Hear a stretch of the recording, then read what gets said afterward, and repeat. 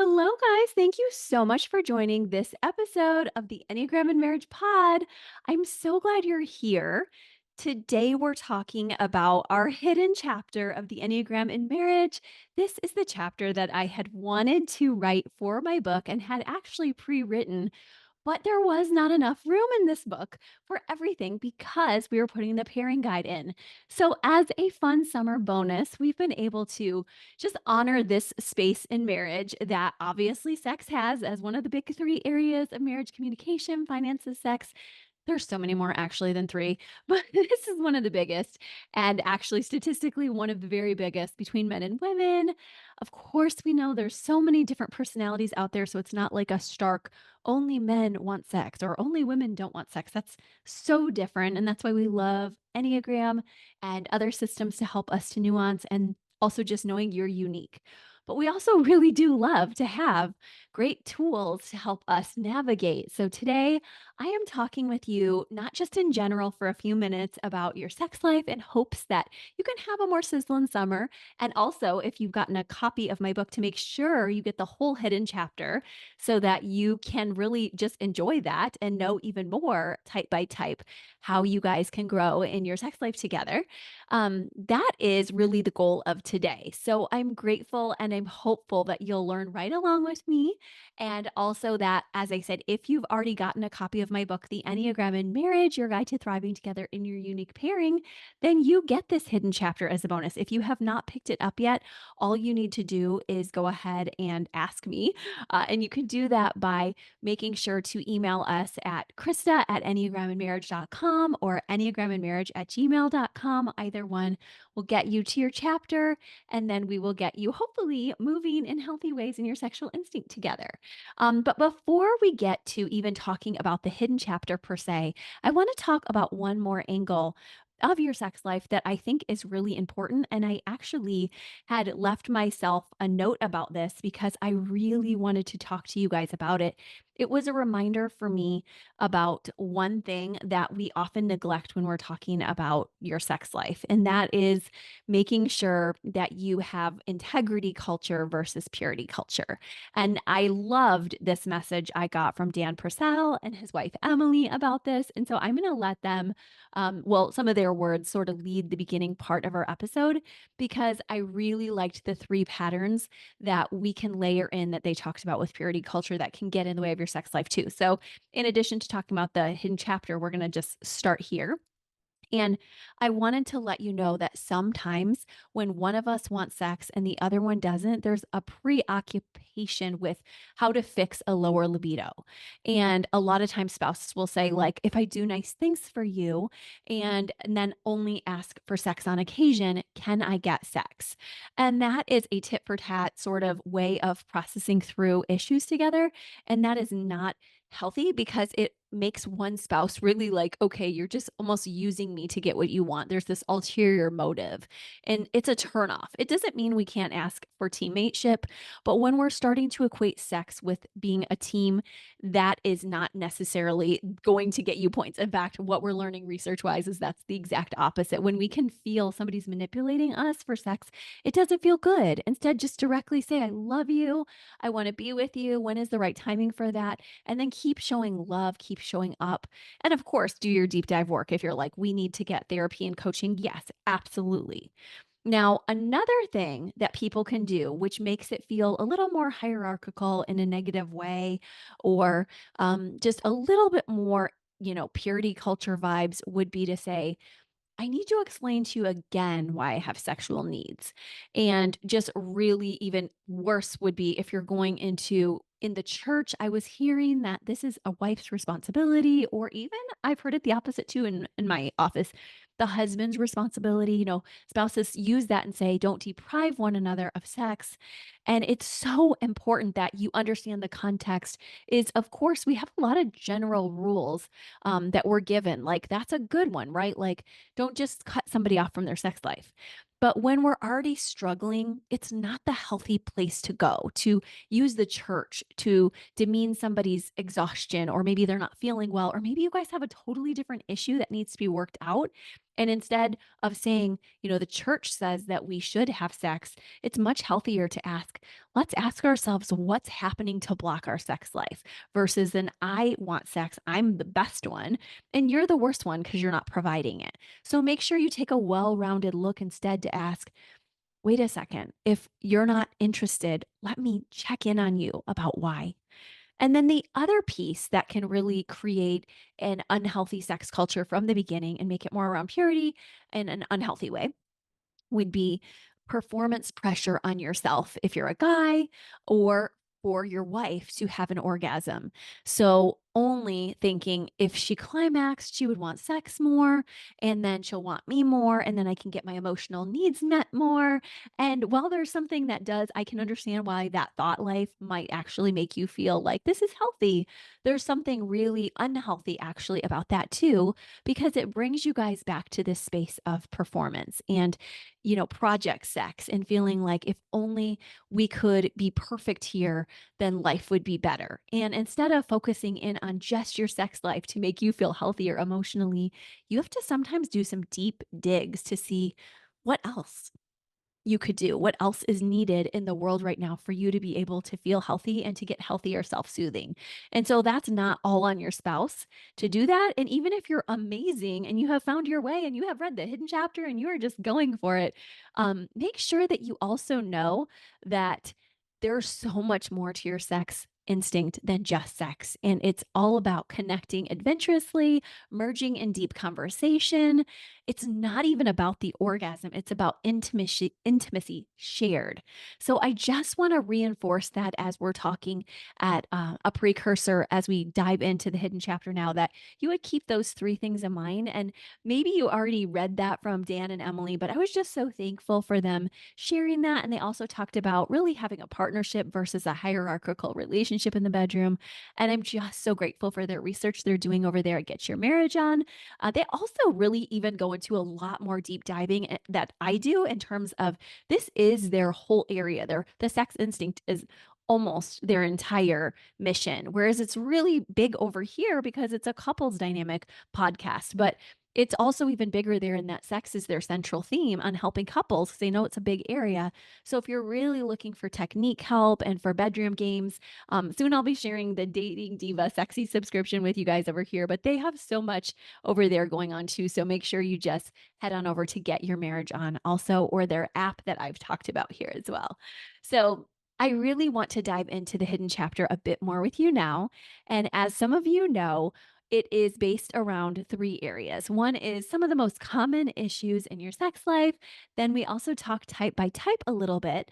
And lastly, we talk about the instincts with your sex life. So I am excited that today we can really allow ourselves to highlight through this whole process. But we're also leaving you with the reminder to grab my book, The Enneagram in Marriage, and let us know that you are looking for your whole hidden chapter so that you can really make sure to have at it and read all about your type.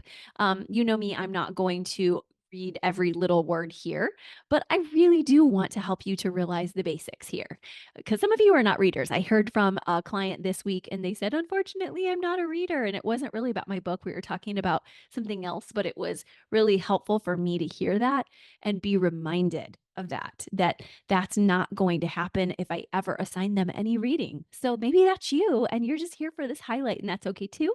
Or you might say, you know what, I am an audiobook reader and that counts as well. Now, as far as intimacy goes, a lot of people have the how to questions. So make sure you head on over to Get Your Marriage On or read Sheila Ray Gregoire's The Good or Girl or Guy's Guide to Good Sex.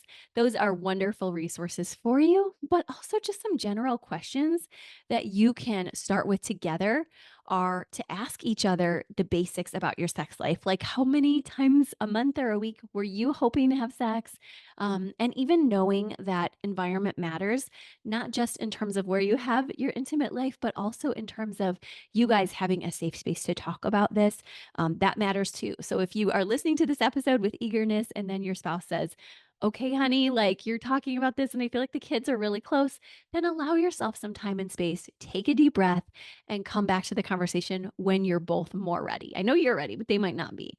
And also understand that one of the other places that I really want to discuss here that can have something to do with purity culture can be that there are common dysfunctions. And common dysfunctions in your sex life are common for the reason that a lot of people struggle. So you're not alone if you struggle. But also, I want to let you know a couple of the most common ones are erectile dysfunction for men, and for women, dyspareunia or vaginismus. And those basically mean that you're having trouble in one way with ejaculation as a male or as a female with some sort of pain during sex. Sometimes that can come from something for a woman that happened in labor and delivery. Sometimes it can come in early marriage. Sometimes it can come in late marriage during menopause.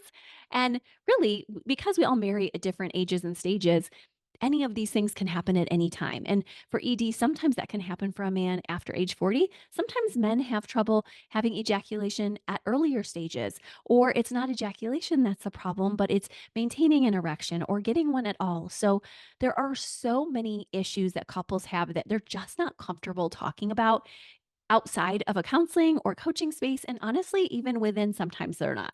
So I want to just be that voice to tell you here that really it's common to struggle with things like this, especially with how much trauma people have.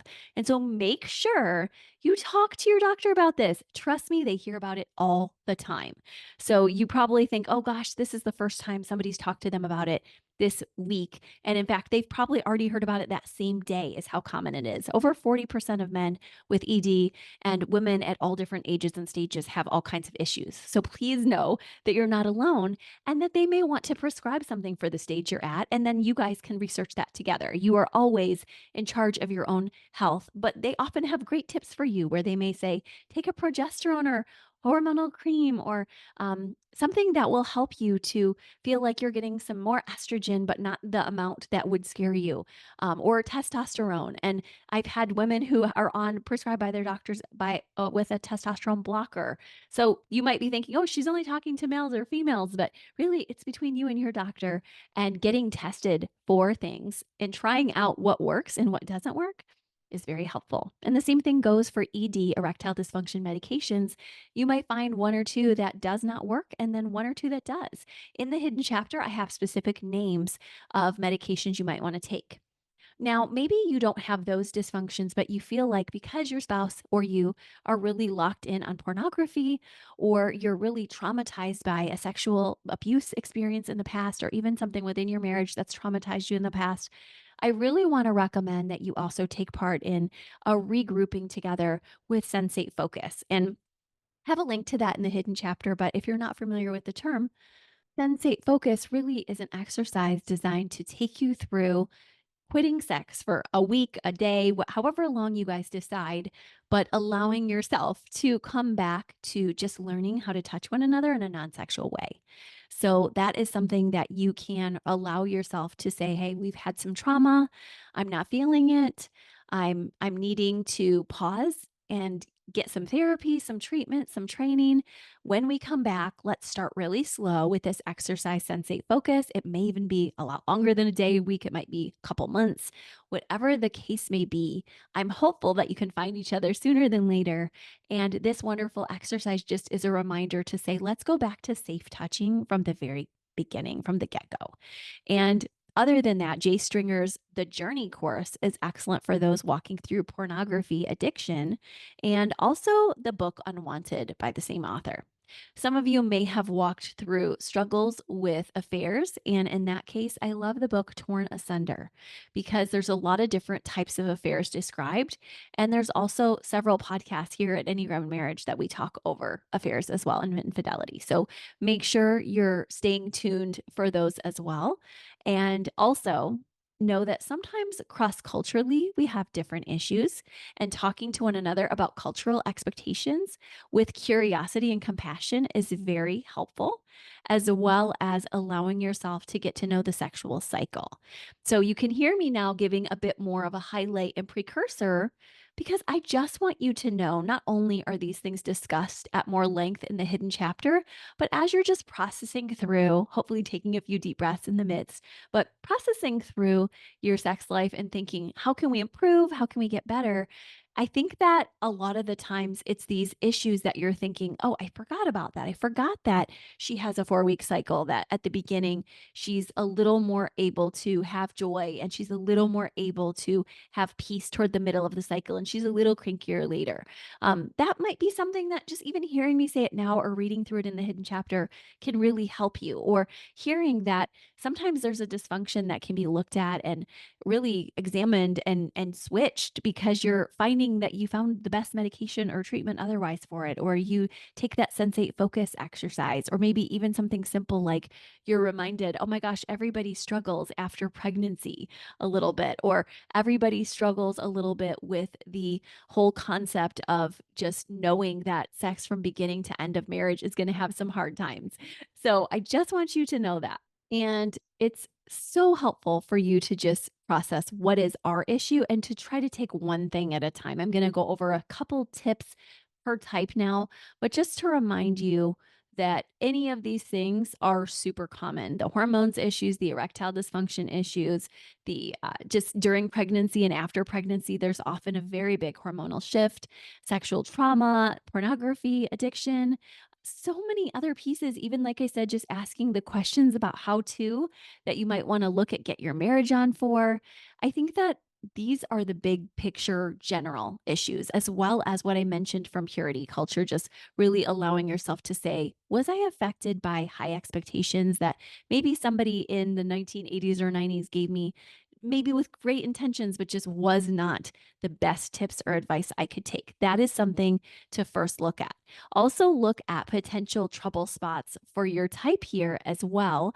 And that's all the way through the hidden chapter. But just really allowing yourself to see if you're a one, your natural inclination is always needing to see the world as it needs to be improved, right? So, always looking for how we can guide our partners as a one to be better. And you already heard me say earlier, there's something good about being better because we're growing, but you also have to accept your spouse just as they are. That is even more important if you're a one. So allow yourself a deep breath, allow yourself to put your ideals to the side for a moment and ask yourself, how about me? How am I doing? Maybe I could be vulnerable and ask myself if I'm always perfect. And I would imagine that if you're really being honest, you also have things to grow on. So it's important that you remember sex is an expression of love, not just a perfect score type of thing.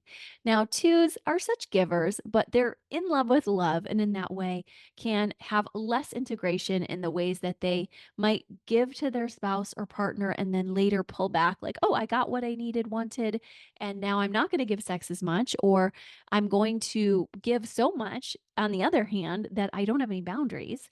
And so understand that you have to accept love from a partner, but also set your own boundaries. And I know that might sound like very basic advice, but it's not, because those are both really hard things if you've never been taught how to really accept your partner's way of loving you and share your needs and boundaries. Because sometimes you'll share a need, for instance, as a two, and your spouse or partner won't be able to meet that need. So you'll have to allow yourself to meet it. Nobody can do everything for you. But at the same time, like I said, if you're a two, often you struggle with that opposite of just setting the boundaries you need. Now, threes love to shine, and that does not change in the bedroom. They love to shine there as well. But they also need to learn to not just use sexual prowess to gain accolades, but allow themselves to know that sex is not about performance, but intimacy and pleasure, of course, but also safety together. And allow yourself to be loved fully and accepted fully for who you are and show that to your partner. Now, if you're a four, the most big issue that I see in my fours is that they truly find themselves struggling with the ideals, like I said, with ones. But in this case, the romance has to be set, the mood has to be right a lot of the time, or they're just not interested and they're more elusive. And so it doesn't mean that I would want you to, as a four, give up on your hopes and dreams, but also to allow yourself to remember that connection is sometimes comfort and not just something that is extremely dynamic. Sometimes there's just a love that shows up in quieter, more peaceful ways. And that's actually deeply beautiful, also. Now, with our investigators with sex, sometimes there's a fear that their partner will ask too much of them. They can wall off from their sexual needs just by way of convenience or separating things out cerebrally or not wanting to show it up with as much intimacy. And so it's important that if you're in that five space, you allow yourself to be a partner who gives and who does not always count that giving, but remembers the synergy together. And also remember that even if you're showing up in your eight space, try not to be dominant in a way that takes away from your partnership. Try to be loving as you lead sometimes and sometimes follow. Okay, now if you're in the sixth space, yes, sixes can be so adventurous, playful, fun, also very safety oriented. If they're in their phobic versus counter-phobic stage, switch back and forth a little bit. But what I want you to know is that it is important for sixes to feel like they're safe. And often wives are in a very sixth space in the sexual arena because they're thinking about everything. And so husbands need to know a lot of times your wife is like, I am trying so hard to plan for everything so the kids don't hear us, so that we can make sure we have enough time. And they sometimes really appreciate when you're able to meet them right there and say, I've really worked on that too. I feel the exact same. But also, of course, know that if it's always about worst case scenarios, you really do need those deep breaths as a six. And you really do need to say, okay, I'm going to take my steps to safety, but not overdo here, not get obsessive and allow yourself some self soothing. For our sevens, often there's a sense of, I want more of whatever it is. It could be a sexual high, but it could be any kind of high. It could be that they want sex, but they're like, I don't really care. So it's kind of like with any type, it's not just one way of being. But when we see sevens in general, sometimes they can close off emotionally. Emotions are really tough for us sevens. So just allowing yourself as a seven to sit with your partner a little longer, allow yourself to find your safety with your spouse and really share that intimate moment, even though you might want to run away and just be there together. There's something very meaningful about that. And again, it's not about performance when you are able to look at the pleasure and joy that way. It actually relaxes you in a really good way, sobers you. All right, the eights also struggle sometimes with big emotions that are vulnerable, but in the bedroom, they are full of passion, purpose, and still don't like rejection. So if you don't want to be intimate with your eight, make sure you tell them why and when you're coming back to them. Also, they enjoy a bit of cat and mouse, playfulness, adventure. So make sure that you're allowing for that. And sometimes, because eights can be in that overbearing space when they're not as healthy, make sure if that's coming into the bedroom that you allow yourself to note it. If you're the partner of an eight, to really speak to them about that. And I talk way more about that in the hidden chapter as well. But making sure mutual respect and power are both respected for each partner. And then lastly, our nice and nurturing nines often really struggle with sharing their needs and just giving their partner everything, saying, oh my gosh, like I really love to have you and I don't care if you don't want sex. But then they can often struggle with pornography usage or reading material that's very sexy because they're like, I do have a sexual instinct, but I don't want to say anything. So allow yourself to share what you know you're feeling, experiencing, and even to share ideas. Yes, it's going to be uncomfortable. It's going to make you struggle a little bit, squirm, and that's okay. You're worth it. You are worth it. You are not a burden. And we had some nines tell us that this week that that was meaningful to them to hear. So I'm just repeating it. You're not a burden. Now, as far as your instincts and sex, those of you who are not familiar with the instincts, just keep in mind that we have all of us a basement brain, lower brain, first brain, however you want to look at it. When you look at a baby developing, there's this spine that's developing first, this hind brain area, top of the spine. And what's helpful to know is that these early instincts feed the rest of our personalities, even before sometimes our one or our six comes out. And for some of it's that self-preserving instinct where we're really concerned about orgasm, completion, hoping to get immunity, hoping to make sure things are neat in the home, hoping to make sure that we are in that space of being healthy together in whatever capacity. It could even be the time is right. Somebody in this self-pres space could be really focused in on this, and that's okay. But just know that your partner is coming from that and needs that as a foundation. And if that's the case, providing some of that for them.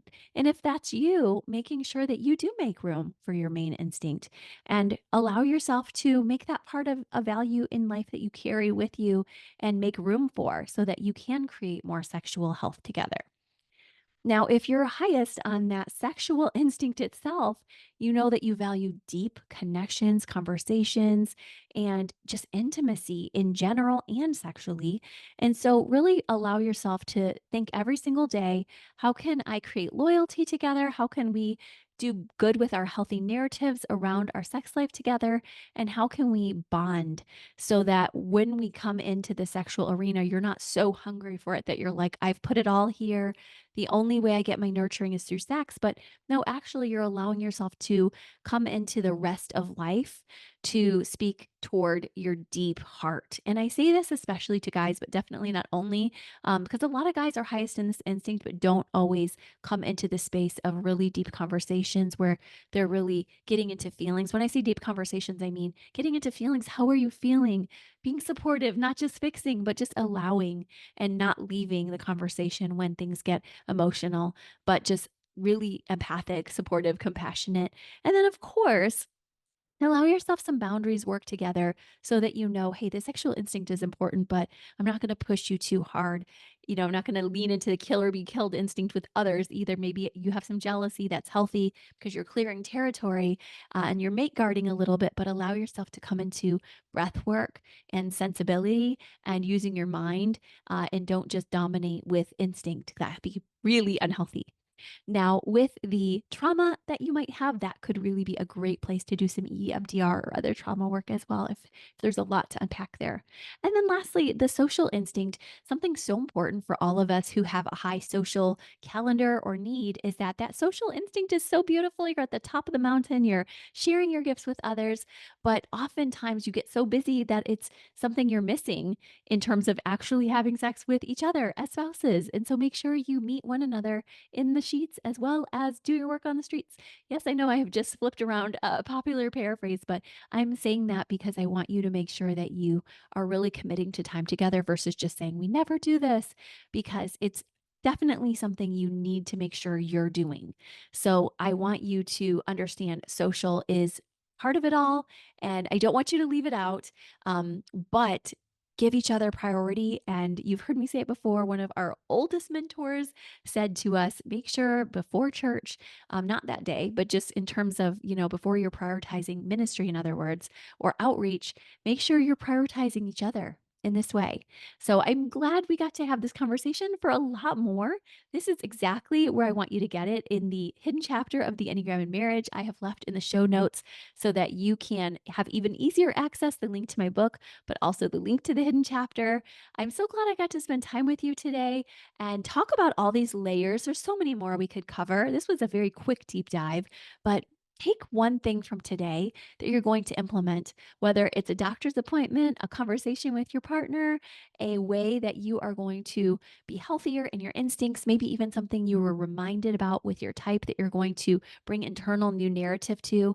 And I want you to hold that and allow yourself to really bring that home so that you guys can be healthier together in this area. So, thank you for spending time with me today. Everything you need is in the show notes. Next week, we'll be reopening the collective for those interested, and Tyler Zach's mental health conference with Enneagram has just opened up too. So, there's lots of goodies in the show notes because I'm one of the speakers there. Okay, I'll talk to you soon. Bye bye.